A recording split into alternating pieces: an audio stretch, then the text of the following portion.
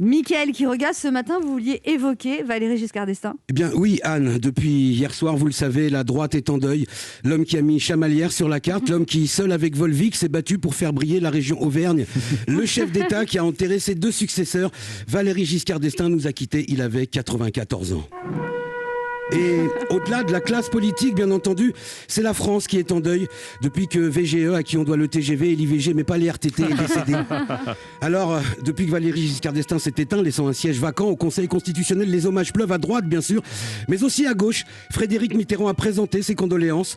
François Hollande a présenté ses condoléances. Manuel Valls a présenté sa candidature. Alors, il faut comprendre l'importance d'un Valéry Giscard d'Estaing. Par exemple, on lui doit la majorité à 18 ans. Pour les plus jeunes, dites-vous qu'avant Giscard, la majorité c'était à 21 ans. Il fallait attendre 21 ans pour boire, fumer, conduire, aller au cinéma porno. Ça a l'air anecdotique aujourd'hui, mais à l'époque, il n'y avait pas d'internet. YouPorn, c'était le cinéma. Et quand on bouillonne d'hormones, 3 ans, ça compte. On lui doit une multitude de choses à Valéry Giscard d'Estaing. On lui doit l'avènement de nombreuses femmes en politique, le droit à l'avortement, les premiers pas vers l'indépendance énergétique de la France, la sécurité sociale élargie à tous. On lui doit la fin de la tutelle de l'État sur la télévision publique. Parce qu'à l'époque, c'est le président qui décidait de ce qui passait à la télé.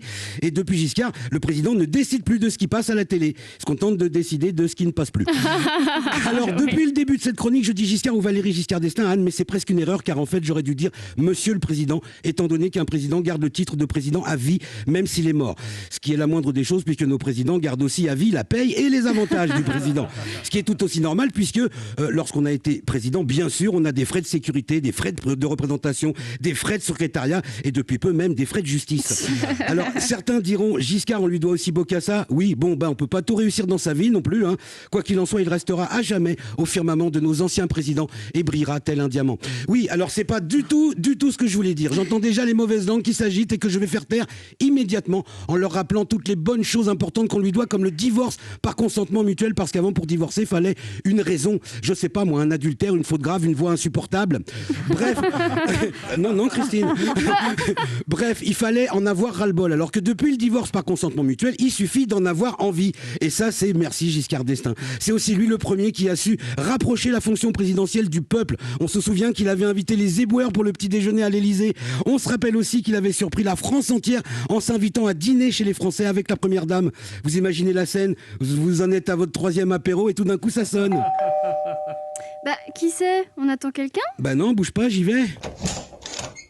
Chérie, rajoute 2 couverts, tu vas pas me croire, il y a le président qui vient dîner avec Anémone. Ouais, t'es encore bourré, toi.